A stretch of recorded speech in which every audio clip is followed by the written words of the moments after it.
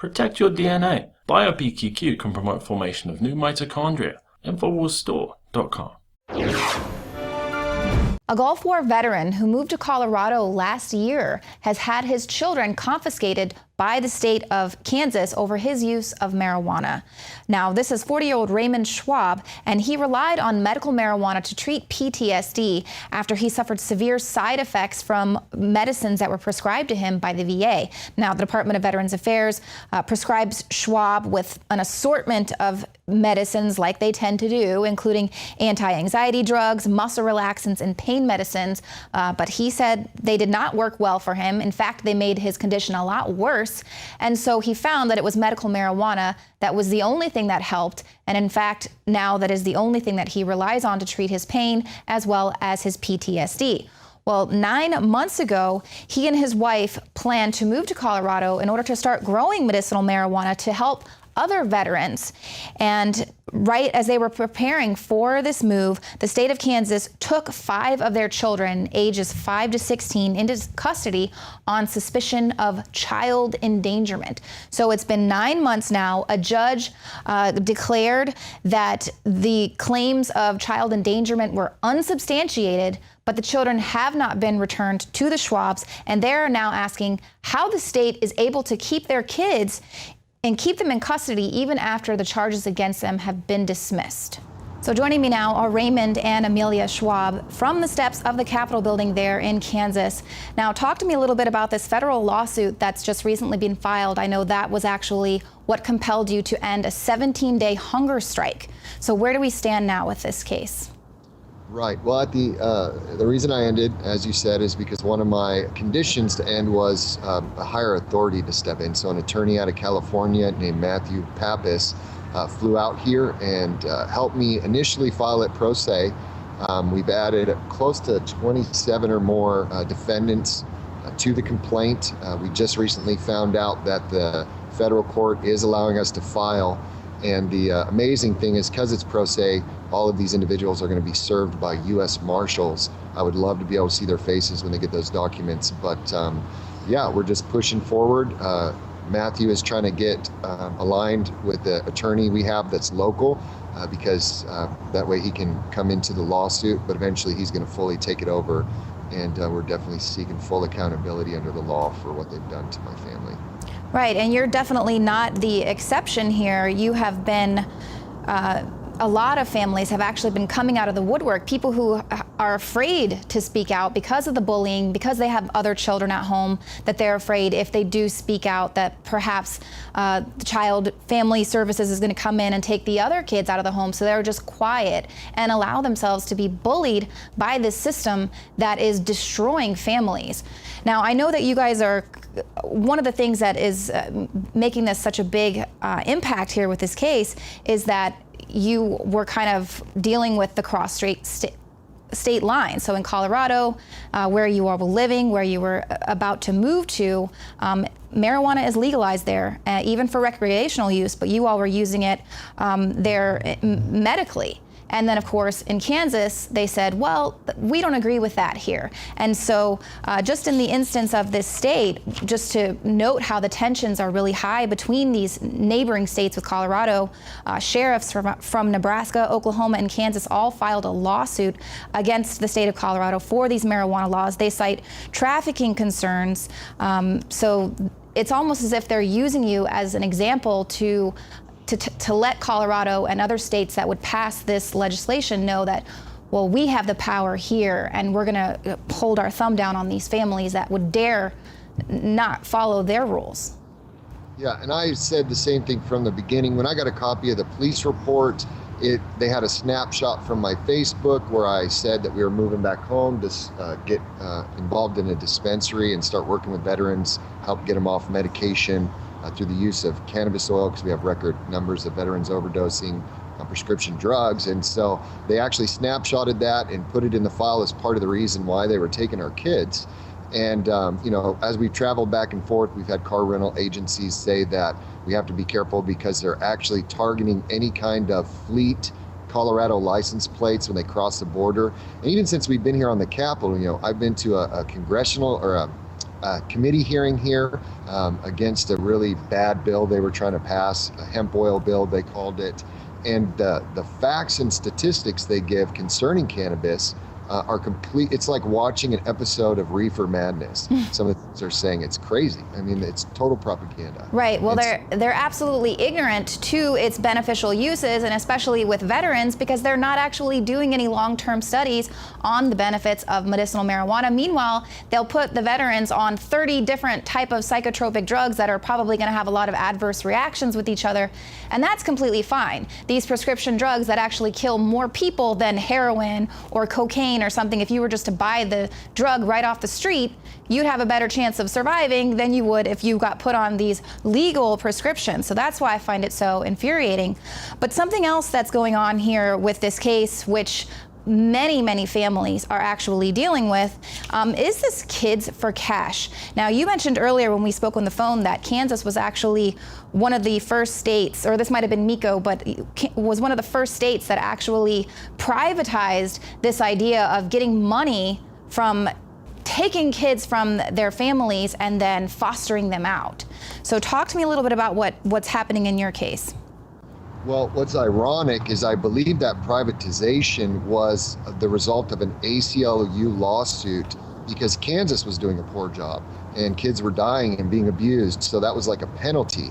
But then these businesses came in, like we have one here, it's called St. Francis. They have a hospital where they report parents and kidnapped children. They have an adoption agency, and they also have volunteer caseworkers that are called children's advocates that actually work with the children.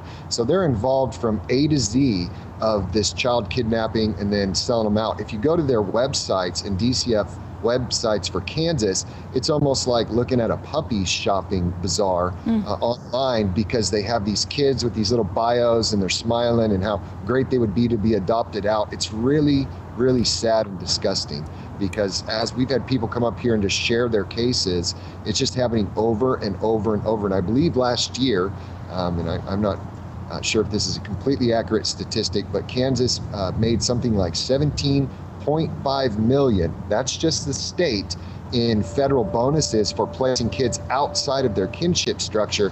But that doesn't include the social work or the private social workers or the case managers or the psychologists that put these kids on drugs, or the pharmaceutical companies. I mean, the tentacles just stretch all over the place. Right, and they're putting it out there as this great thing that they're doing by saving all of these children. Meanwhile, there's another case where a child was known, there was absolute signs of abuse, and this child actually, a 4-year-old, ended up dying because neglected. And so you're seeing in a lot of these instances that they're taking children that are quote unquote more adoptable or more, easier to foster, whereas the other maybe trouble kids, the trouble cases, they just kind of look away, ignore them, and then they end up being killed. This happens all the time. Just to put up on the screen for people to see how much they're making. They're getting bonuses. They get a referral rate, almost $4,000 there in referrals, just something like that. If they $5,000 if they place them somewhere, $7,500 for children 9 to 13, $10,000 per placement for children 14 and older. So this is a huge racket. I mean, they are making money, and especially when you consider kids that get lost in the system, so they're not adopted out, they're just locked up in the system constantly. People make their entire year's revenue off of fostering children. They do, and I think my wife would know more about this. How much is it for a Native American child that you heard? You don't remember? I think it was something like $25,000 if it's a Native American child, because they're under a different federal structure, but if the tribe doesn't step in, they actually get more money for destroying Indian families. Now, I haven't 100% verified that, but it's consistent with the pattern that we've seen, that they have high value targets that they go after. And if they don't have, like damaged kids that are on medication, then they make them damaged and put them on medication. My son is currently in a psychiatric institute. He is not mentally ill. They did it because my wife refused to authorize them putting him on basically legal methamphetamine. They even had the children believe that I was like in a hospital because I was sick when they were first taken. Because my daughter was like, "Are you okay, Mom? Are you well?" And my wife was like, "Yeah, I'm fine." We heard her say to someone, "Okay, my mom's better. I'm going home now." It's just And they sad. said that it was just a good way to explain to a young child. Yeah, that she's sick, and that's why she's not coming for you, really. So what sort of thing has been happening with your children that you're aware of? Because I understand you've only been able to see them twice in the last more than a year now? No, it's been more than that, about 6 times. Okay. But not a lot. You know, we have to travel 600 miles to do it, and it costs a lot of money to travel and stay here. Plus, they were just doing all these intrusions into our privacy to try to force us into complying with them or not see our kids. And then the kids would show up late, and they wouldn't rearrange it so that we could still have our time. They just cut it short. Yeah, Yeah. one visit, they were 45 minutes late. We got 15 minutes with our daughter, which broke her heart. You know, she was like, "Where are you going, Mom and Dad? I just got here." And they were like, "Well, we'll make it up next time." We were like, "We just drove 600 miles. You know, you're not helping us pay for this." So, but we are having a visit on Tuesday. My son gets to come for the first time in a year. They've been retaliating against him for testifying on our behalf that the allegations were false. Couldn't even get a supervised phone call with them. And now he finally gets a visit, but that's why he's joined our federal lawsuit, because of what they've put him through. And so just tell me a little bit briefly what sort of hoops they wanted you all to jump through so families can understand, because a lot of times what happens is, you know, if you've got nothing to hide, you're just going to open your door to Child Protective Services, not understanding that they are building a case against you from the very minute that they step across that threshold.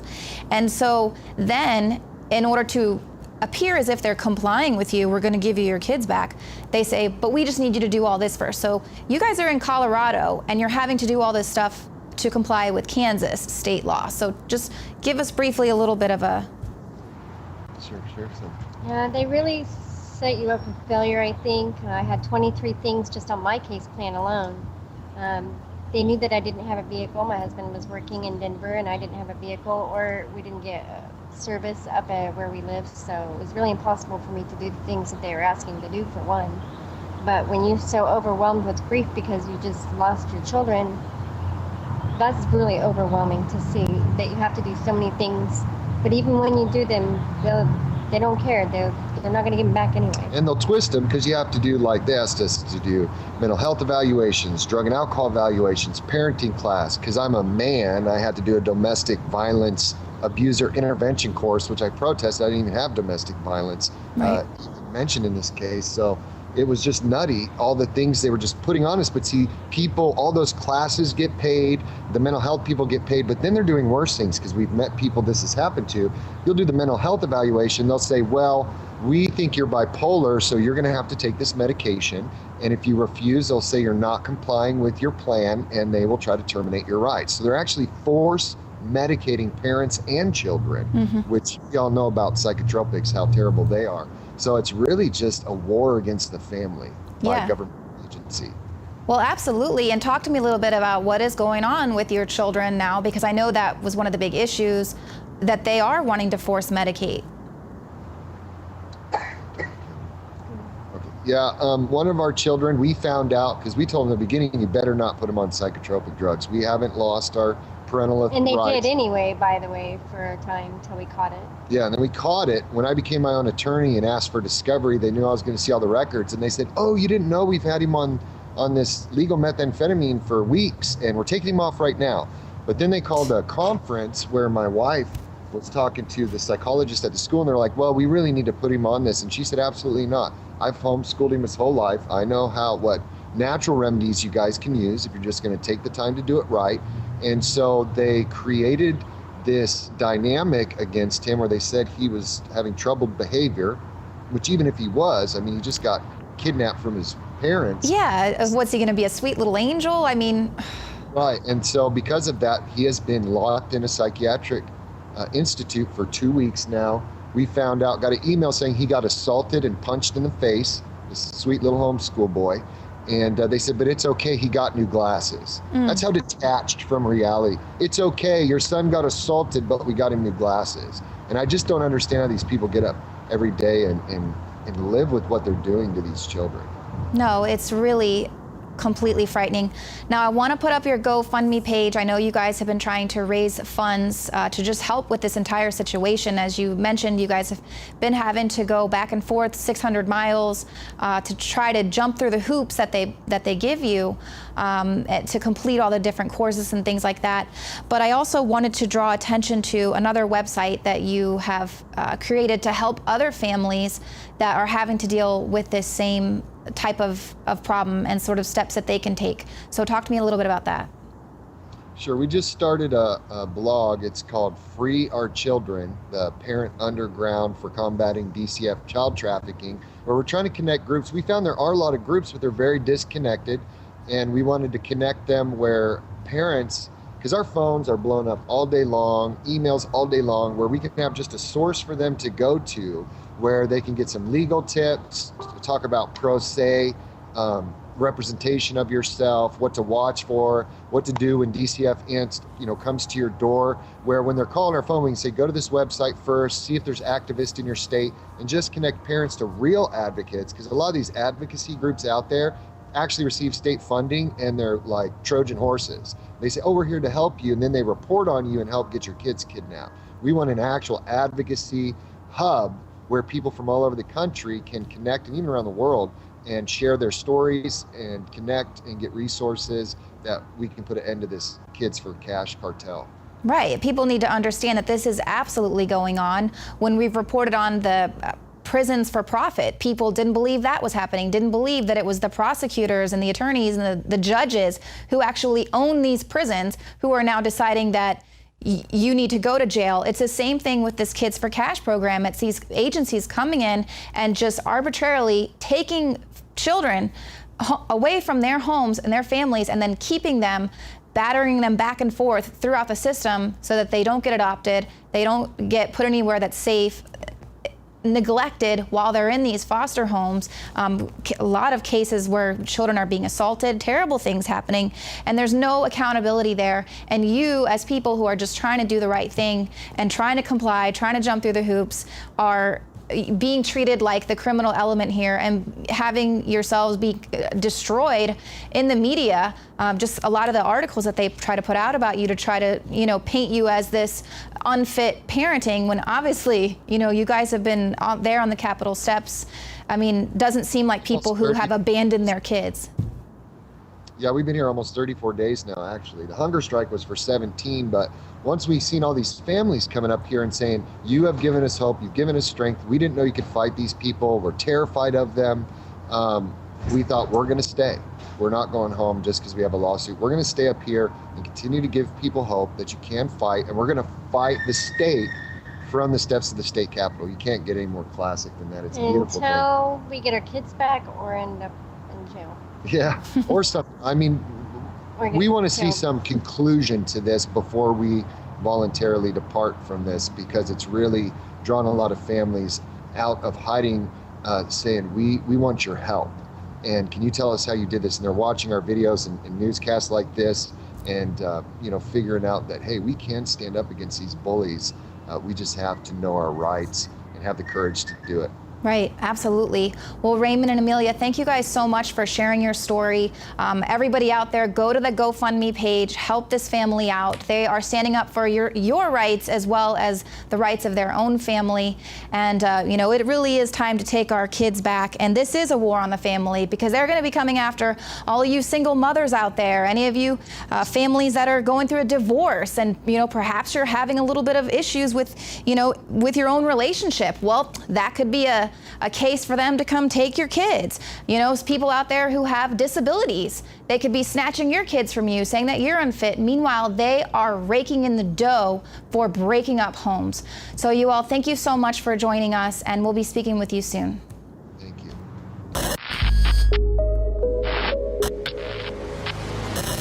Clean, pure drinking water. You can't survive without it. But where do you get it? Alexa Pure Pro is a brand new, groundbreaking, gravity-fed water filtration system that is like no other. The Alexa Pure Pro transforms water from virtually any fresh source into clean, healthy drinking water Pairing the unprecedented superfiltration power of an all-new gravity block core with a hybrid chromatic shell, it removes up to 99.999% of impurities, including bacteria, viruses, fluoride, disinfectants, volatile organic contaminants, and hormones.